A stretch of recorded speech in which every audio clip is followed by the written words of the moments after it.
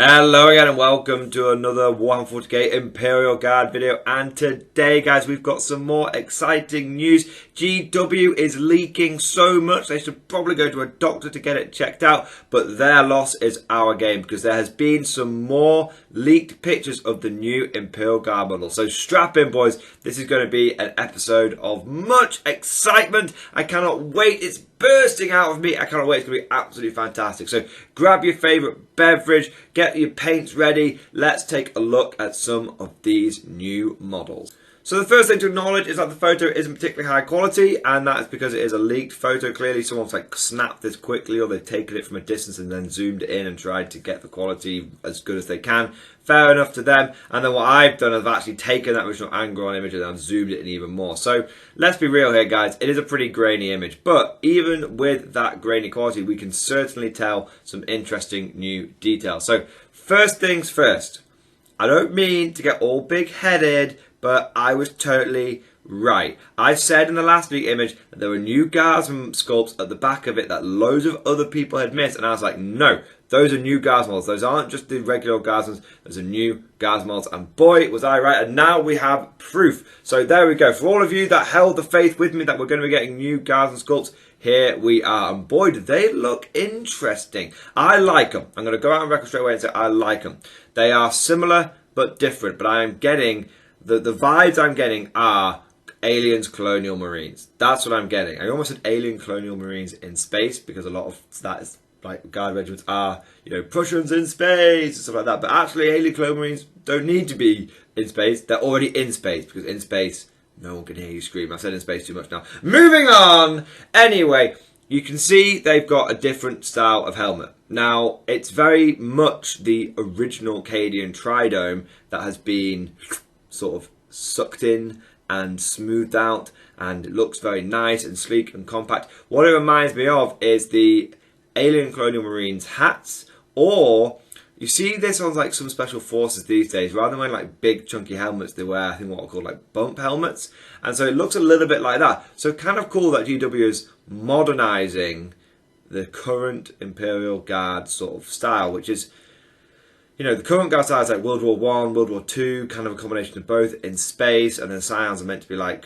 ultra modern, but then also really old school with the Baroque sort of medieval style breastplate. So we've kind of always had this old and new vibe with the Guard, whereas now what we seem to be having is, look, these are just soldiers. These are modern day, at the very least, sort of early Cold War style soldiers in space, and that's kind of cool, and I like that. I like that they're updating the kit and they're making the Guard look more like soldiers. Now, if we take a look at some of the details here, the classic Cadian Tridome has been smoothed down. If you look at the armour as well, the shoulder pads look a lot less bulky. If you take a look at your original Cadian model now, you can see that his shoulder pads almost go down to his elbow. And now what we're seeing is that the shoulder pads seem to cover very strictly the shoulder area, which is nice. Now, this could be argued that it's a new kind of armour or anything like that. I think realistically, this is just, we're seeing the benefits of modern sculpting techniques. The old Cadian models were really old. I don't know if they were done out of green stuff first, but they were old, whereas new models are done on like computers. So I think that's what we're seeing here. We're not seeing like a whole new armour design. We're seeing the benefits of modern computer modelling applied to Guardsman figures, which is great. So that's the first dimension. You've got the armour looks sleeker, the helmets look sleeker.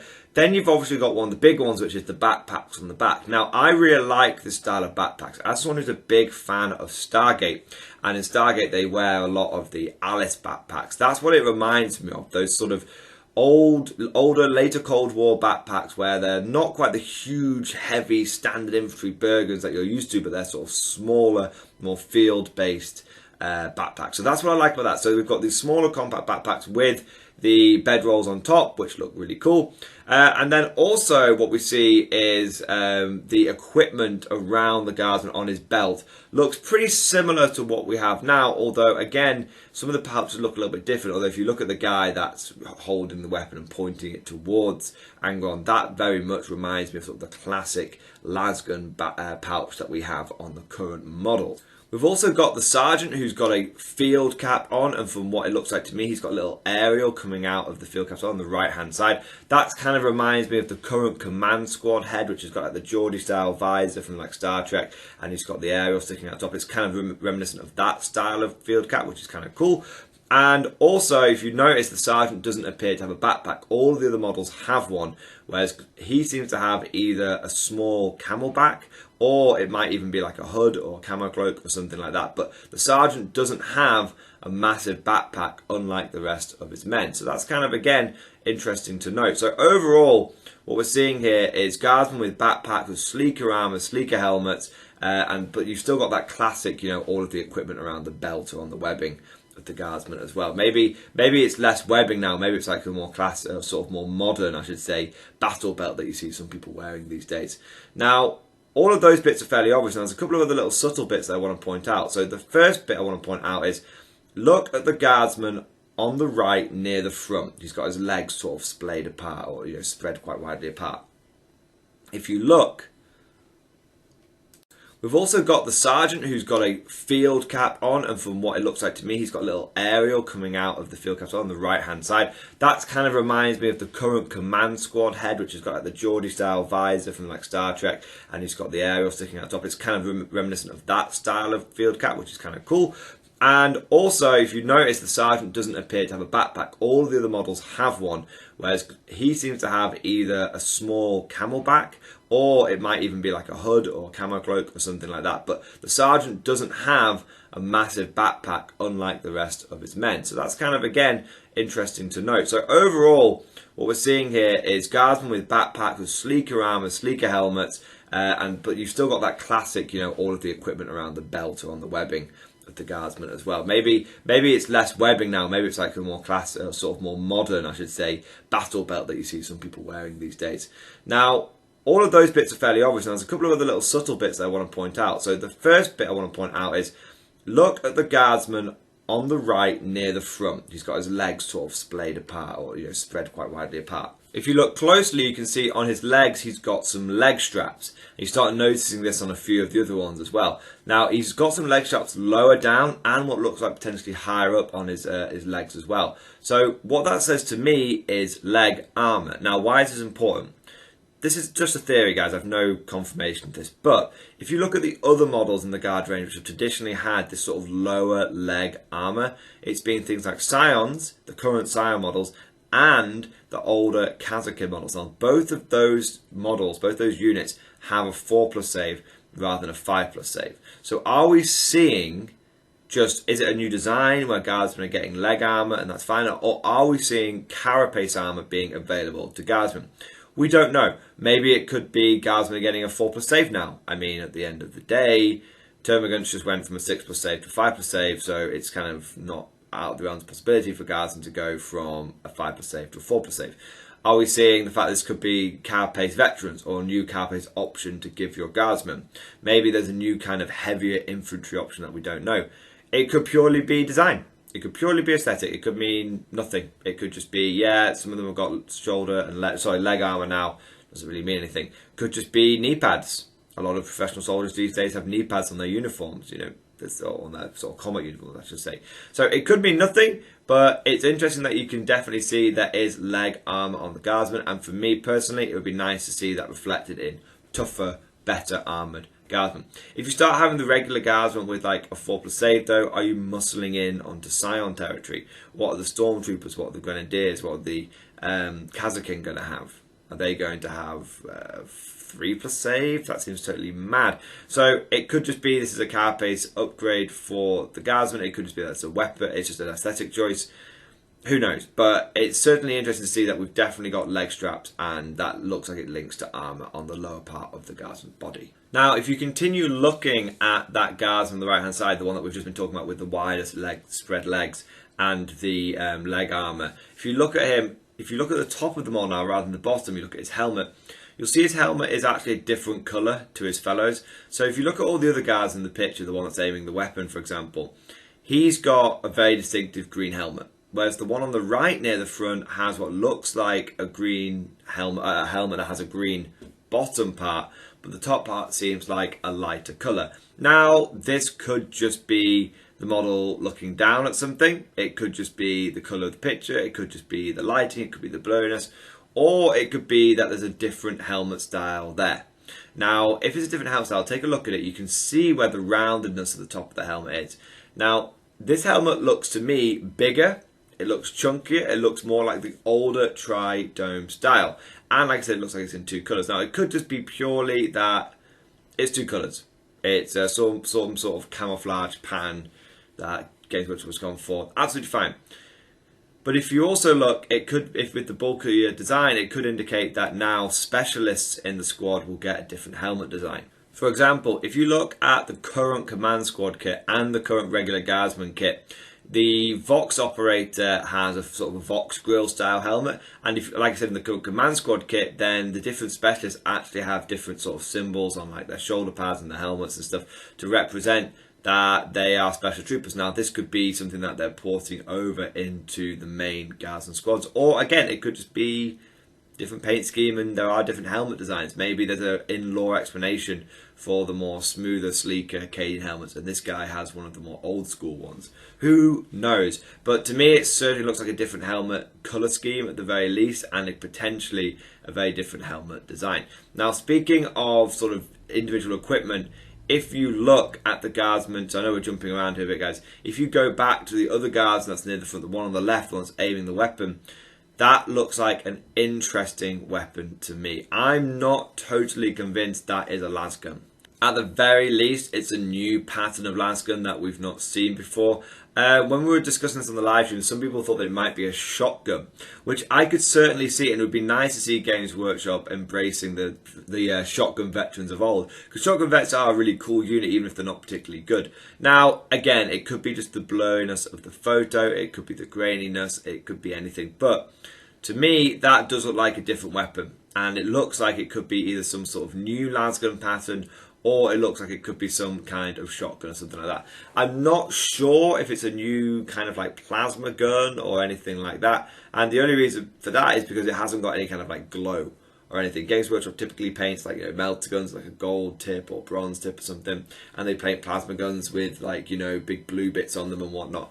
I don't see that. That weapon to me looks like some sort of metallic or field grey all the way down. So that indicates a small arms, but maybe not. It could be an entirely new weapon system that Guard's getting. Who knows? But all I know is that it doesn't look like a basic lasgun to me. Now, all of that's all of the main bits to sort of talk about on the Guards and models themselves. But there's obviously another really big thing to talk about, and that is the vehicle on the right-hand side. So that vehicle is, as far as I can tell, not a Lehman Russ. If you get your Lehman Russ out now and you look at the front part of the track assembly, you'll notice that it has several sort of sharp lines. You've got a little round bit at the front, but it's straight track, a little bit of rounded, straight track, and then you're on the top flat bit. This is not like that. This tank has got a distinctive rounded front, and that track design on top, the actual track itself, looks completely different to what we've got at the moment. The current track sort of interlock. That one looks a little bit more rounded again. So not only is the vehicle track assembly rounded, but the track itself is also looking like a different design. Also, if you look, the sponson is set way further forward than on a normal Lehman Russ. Again, this could be a converted model, who knows, but it looks like the sponson is set way further forward, and that design of the weapon in the sponson looks like it could be a melter gun. But again, they haven't given it like a special like gold tip, which they usually do with melter guns with the Games Workshop. So it might be a new weapon we've not seen before. Also, if you look at the current Lehman Russ melter sponsons, they're joined. They're like a conjoined melter. The barrels are conjoined. These ones aren't. There's a distinct gap between the top and the bottom. So it's either a new weapon system or it's a new design of a melter system. But the sponson is way further forward. My guess would be, guys, this is our first glimpse of the Rogel Dawn. It's got a totally different front rounded track area. It's still got the sort of weird nubbing bit that the Lehman Russes have at the front of their tracks, but that sponson looks different. And if you look on top of the sponson, there is something sticking out at the top of it as well. Maybe some sort of miniature radar array or something like that, or porthole or whatever, or like little camera. I'm not sure, but there's still something sticking out the top of that sponson, isn't there? To be honest, what this whole front design reminds me of is an old World War I style British tank. The really, really long ones that had loads of sponsons on them. And what this makes me think is it kind of jives with the theory I've had about the Rogel Dawn for a while now, which is the Rogel Dawn isn't going to be a battle tank. It's going to be a battle fortress. Now think about it. What are the Imperial Fists and Rogel Dawn well known for? Fortifications. What are they also known for? Not only building them, but being able to break them. And so what I feel this might be is a new version or a plastic version, or what the Rogel Dawn is going to be like, is a bit like a Gorgon or like the Crassius, something like that. It's going to be it's going to be halfway between a Baneblade and a Lehman Russ. It's going to have sponsons all the way down. It's going to have loads of supporting weapons. Maybe it'll have some kind of like missile weapon at the front or at the back or something like that, who knows. But it's going to be more of a battle fortress than a battle tank. And I reckon you'll be able to put guardsmen in it and they'll be able to shoot out. Because think about it. And again, I've got no idea if this is true, but you can imagine the guard having a tank which is like, it rolls forward across no man's land, protecting the guardsmen in it. It can roll over friendly trenches and over enemy trenches because it's long enough. The guardsmen can like get out and storm the trenches and all that kind of good stuff. And the Rogel Dawn can keep going past the enemy trenches and then sort of lock it down. I'm like, look, I've got all these weapons. I am now a mobile bunker facing towards the enemy lines. And so it'd be really cool for the guard to have some kind of like mobile fortification, but also like siege breaker, line breaker kind of unit. That's also a transport with a firing deck. That would be really, really cool. Like, I have no idea if that's true, but Rogel Dawn is the commander of the Imperial Fists, is the Primarch even. And Imperial Fists do fortifications, and so if you're going to name a tank the Rogel Dawn, it makes sense for it to be like a mobile fortification. It has something to do with fortifications. So that's kind of my sort of personal theory on what the Rogel Dawn is going to end up being like. Now, if we zoom out for a second and take a look at the bigger picture, the original picture that was leaked. Now, obviously, Angron has been announced now, and he was leaked and then announced. Games Workshop seems to have this thing where when something gets leaked, they decide to try and get ahead of it and be like, right, we might as well get the traffic going to our website then to random leakers. And so they've now announced Angron. But if you look around Angron, there's a few other things that you can notice. So firstly, obviously, you've got the Khorne Berserkers. Those are new Khorne Berserker models. They're not running with like goofy stances anymore. So that's kind of cool to see that we're getting new Khorne Berserkers. Can't quite make out the weapons, but it looks like there's some chainswords in there and some bolt pistols. So maybe we'll still be able to quick double close combat weapon Berserkers. Maybe it'll be back to pistol and chainsword. I'm not sure. But there's definitely new Khorne Berserker models there. If you then look behind the Khorne Berserkers, you can see there's some kind of non-power armoured cultist kind of people like running forward. Again, they seem to have what's either big like chainswords or big pointy sticks with chain weapons on the end. I can't quite tell if they're just holding chainswords up and running forward with them, or if it's some kind of like two-handed chain glaive kind of thing. That would be kind of cool. It would be very, very Khorne to have cultists running around with two-handed chain glaives. But either way, it looks like the Khorne Berserkers are getting either some non-power armoured Berserker style people, or they're getting their own version of cultists, which would be a nice addition for the Khorne Berserkers. There's another thing that I want you guys to take a look at, and you can see it between the tip of Angron's wing and his sword. There's another model there. Now that looks bigger than a regular cultist. That looks to me like some kind of cultist boss or unpower armoured marine, or maybe even a traitor Ogren of some kind. I mean, it kind of makes sense. Ogren's like smashing things in combat, and we've seen traitor Ogren before with things like Vrax and whatnot. So it's kind of difficult to make out, but it's between the sword and the wing that looks like there's a traitor Ogren there, or some other big muscly boss style thing. Now, to me, what we're seeing here is obviously we've seen like Guardsmen, we're seeing Wildeers, but are we seeing the inklings of Lost and the Damned as well?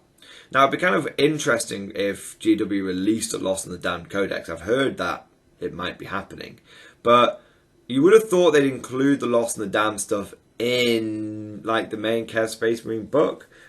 But if they're going to make a full-blown Traitor Guard sort of codex, or Lost in the Damn Codex, Renegades and Heretics, then that's kind of interesting that they're showing them alongside the World Eaters.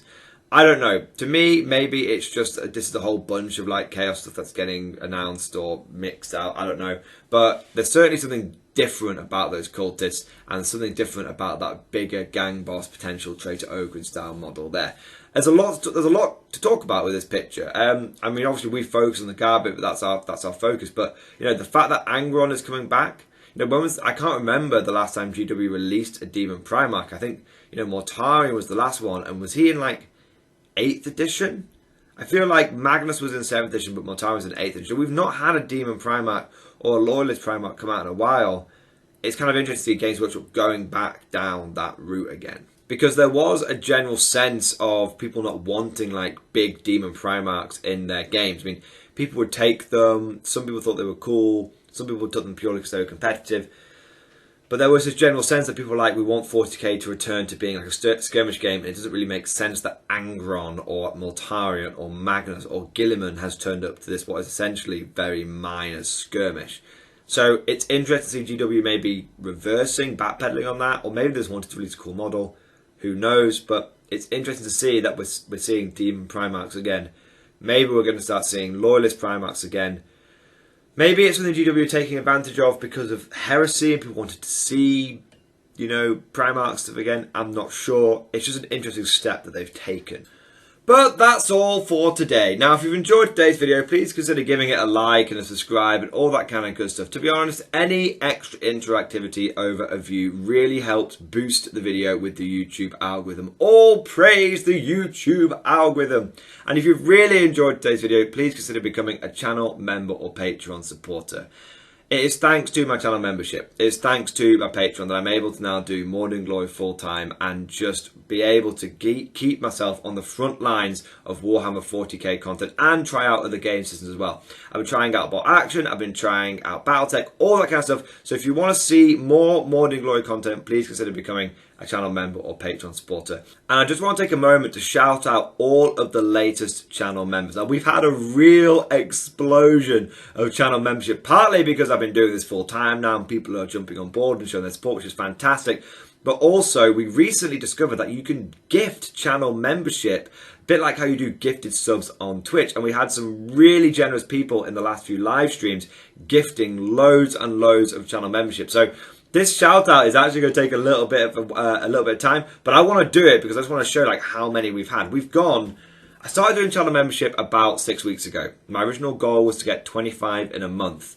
In 6 weeks, we've got, as of recording this video, 208, which is insane. So I'm going to take a moment and just shout out all of the latest channel members. So thank you to Lady Cubed, Yuki Kays, Kaylee Roxner, Thomas McDonald, Sean McGraw, True Blue Praetorian, Nuno, Sop with Camel, Coco Crafters, Greed Zero, Gordon Fenton, Mark Vicin, Lucas Williams, David Pigeon, Christopher Lagan, Michael Redkay, Alo Home Edition, Conan Burns, Mark Hills, Chad Garr, Dottery Pest, Claw24, Robin Mankiller, Wyatt Tyson, Nicholas Erastorza, Mr. Jack, Former Crow, Mr. Pace, Adam Downs, Stephen Less, Veskar, August Brown, Hammer 1349, Across the Realms, Gromish, Matthias Hoffman, Heathen General, Marcus the Geiger Counter, Travis Wyckoff, Thomas Strang, Foxtail, Alex Chatter, Alex Exley, LMAO, Squared, Jeff Webber, Caesar R, John Price, Ginger Steve, Craig Dunn, Thomas DeRaines, Garrett Perez, Chris Evans, Curtis Thompson, Revenger CZ, Joshua Durr, Ben Fodden, Roy Carros, Ultimate Drummer, Tanith Ghost 88, JC, Alvin Owl, James Loader, Brick Hill 302, Kieran Spalding, Sean Kennedy, Talim, Icky Newman, Alex Smith, The I Arm, Cavian Shrike, Chris Cable, Garsman Holden, Snoopy42, The Cheesemaker, Doom Guy, Dilko Dimitrov, Alex Brown, Gunther Grasshouse, Living Vin VR, Vita Killer, Stephen Bonner,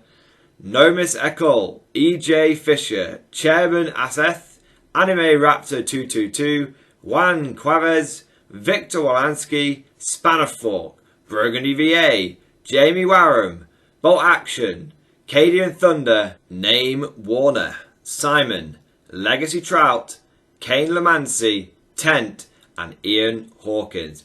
Woo! That was a lot of new channel members. You guys can see how much it has exploded. So massive thank you to everyone that has signed up and is doing their part. And if you'd like to do your part and if you'd like to know more, click the join button down below on this video or join one of the live streams and get gifted membership that way. Massive thank you to everyone that did all the gifted membership and to those people which signed up off their own back as well. It's truly incredible how much we've smashed the channel membership goals as well. But it's not all about channel membership. And I want to say a massive thank you to all of the new Patreon supporters as well.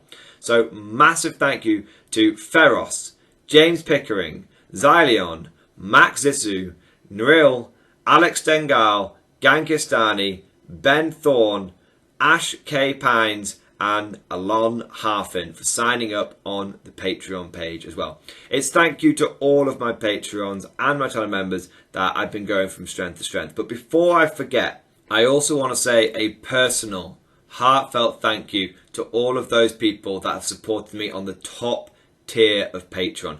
These are the people that have truly gone above and beyond the Call of Duty when it comes to supporting me and my channel. And I just want to take a moment to say massive personal thank you to each one of these people. So thank you, Alex Stengal. Thank you, John Stubbs. Thank you, Nicholas Walsh.